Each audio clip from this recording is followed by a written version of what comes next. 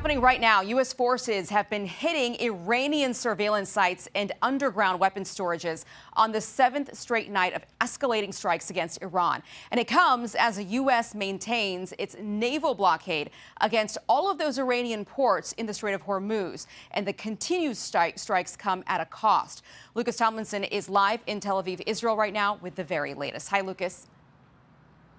Good afternoon, Aisha. That's right. The Pentagon says 13 American service members, 10 soldiers, and 3 sailors have been wounded in action this week after continued Iranian attacks on Bahrain and Kuwait and Jordan. And last night in particular, there was a powerful strike on a base in Jordan, Aisha, that houses a bunch of U.S. Air Force fighter squadrons. Here was General Jack Keane earlier.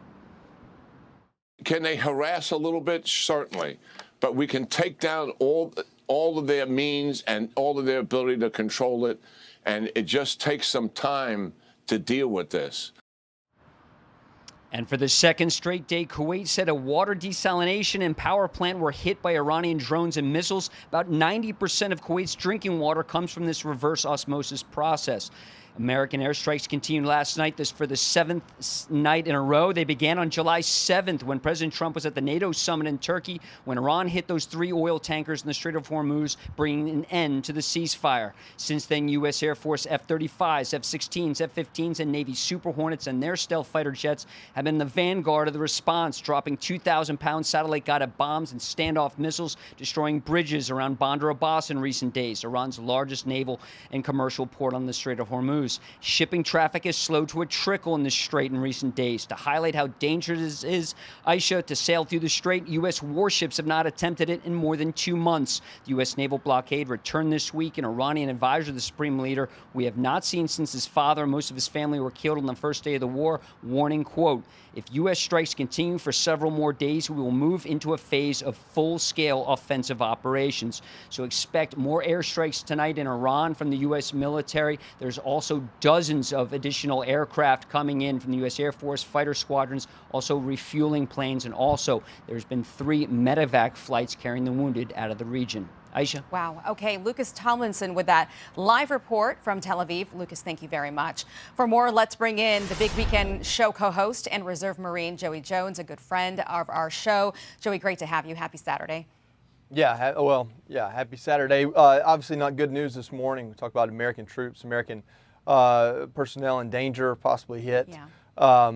Listen, you know, you have someone like General Jack Keane, who's very well respected and has through, you know, his private and public service been a huge help to this administration and others. But when you say something like they can harass a little bit, and then you hear that Americans are seriously injured, the messaging and the reality isn't matching up. And I think that's where Americans are with this. They want to understand, you know, what do you mean when you say you've disabled Iran's military, yet they're still directly hitting us? And I think that the Pentagon, the administration, doing the best they can, but they need to do a better job getting out in front of where this is going and what we should expect. Well, let me follow up on that because we had some pretty serious strikes in Jordan last night. We're still waiting to see what came out of that. We're hoping for the safety of all of our soldiers in the Middle East right now deployed there for our benefit. How do you think this past week has gone, Joey? We've, you know, increased strikes on a daily basis, nightly basis for the Iranians, 7 days in a row. How do you think this has gone?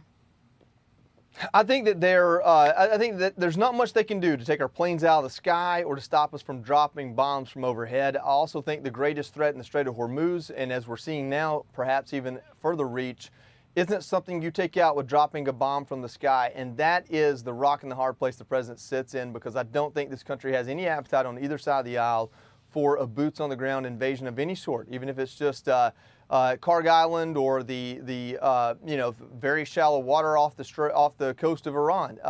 The closer you put a lot of troops into harm's way, the less the American people are going to understand the necessity of it, considering there is an argument that you bring everybody home and they can't get hurt. Now, I don't say that I'm advocating for that, but that is an argument that a regular person walking the street in America right now trying to provide for their family doesn't have enough information to understand what that argument is. Why is it that Iran was so close, that you think they were so close to nuclear weapons in March of this year when we've heard they were in the 11th hour for 20 years?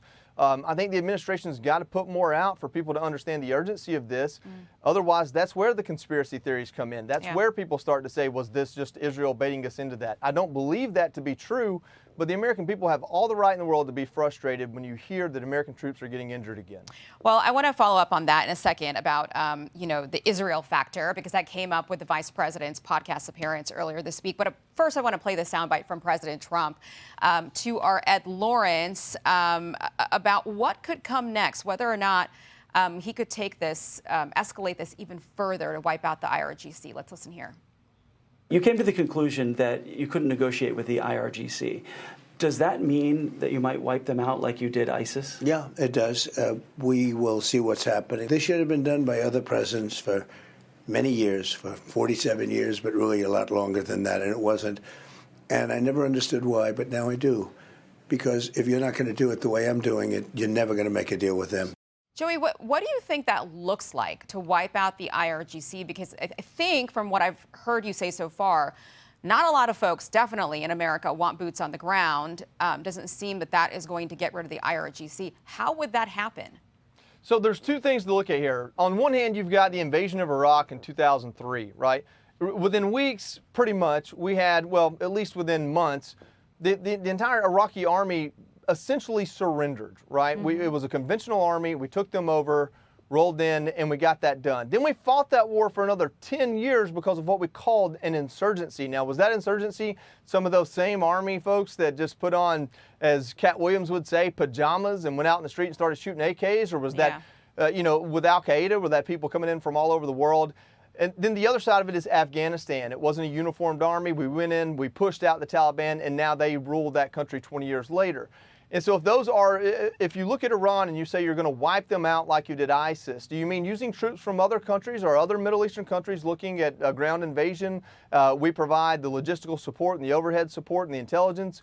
Or do you mean that we're going to land an ARG, an amphibious ready group on the shore, and push in and fight up to 1 million-man army when you take in what their version of the National Guard is? And that's the problem. What is it that you need to fight? We have the vice president on with Joe Rogan, and he says very matter-of-factly that there are two, I guess, entities or factions in Iran that they're dealing with. There's the hardliners, the theologically compelled, and then there's what he called the pragmatists. Yeah, exactly. And he says the ones that want to make a carrots deal. and sticks. Right. And so what are we doing today? Is it a carrot? Is it a stick? Is it the hardliners? Is it the pragmatists? The frustrations are there. I think they're doing everything they can. But I don't know that this is something that simply a conventional military can solve, and we've learned that over the decades of fighting in that region. From my understanding, it sounds like they're using both avenues at the same time to try to make a deal, whichever one comes first. You talked about J.D. Vance. Caused quite a stir this week amongst the pro-Israel part of the GOP. I'm going to play the soundbite of J.D. Vance on the Joe Rogan podcast, and then the White House's response to that. Let's watch.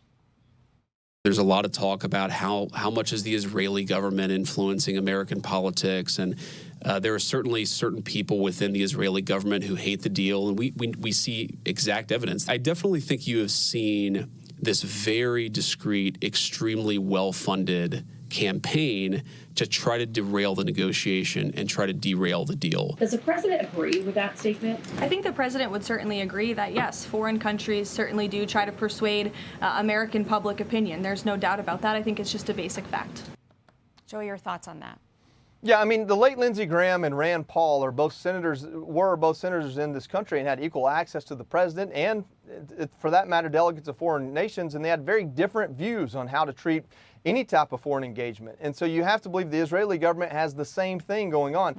It's not the responsibility of the Israeli government to do what's best for America. It's their responsibility to do what's best for Israel. However, it is the responsibility of American leaders to see through any lobbying and any type of influence, legitimate or not, from any country or any industry or any group. That is your job as an elected politician, to understand that and always do what's best for the American people. And I think from that perspective, the Trump administration has done a good job. I mean, Israel is not just a close ally, you have hundreds of thousands, if not a million, dual citizens. Yeah. So it's not like it's something that is like every other country in the Middle East. There is a connection there that is stronger than most. There are people that live in Israel that also live here. They go back and forth. So you're going to have inherent groups and communities that have a strong allegiance to Israel that live in this country legitimately and are Americans. That doesn't mean it's malicious or that it's covert or that it's subversive. It means that it's a part of the equation that our president is very keen on, and he has to keep his eye on the ball of what's best for America. And for the most part, I think he's done that as much as one human being can. And he has his team of rivals there in the White House, which is a good thing. It's not a bad thing to have differing views, even within the small circle.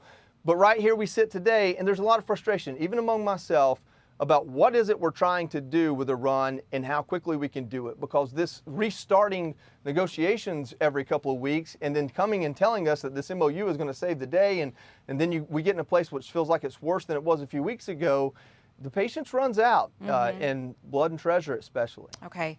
Joey Jones, you've got a big weekend show coming up later tonight at 5 o'clock. Got Tom Homan, Mike Rogers, and Dr. Mark Siegel. So we will look forward to watching you and Tommy Lahren at 5 o'clock tonight. Joey, thank you very much for joining me. Be sure to like and subscribe for all the Fox News latest on YouTube and catch full shows streaming now on Fox One.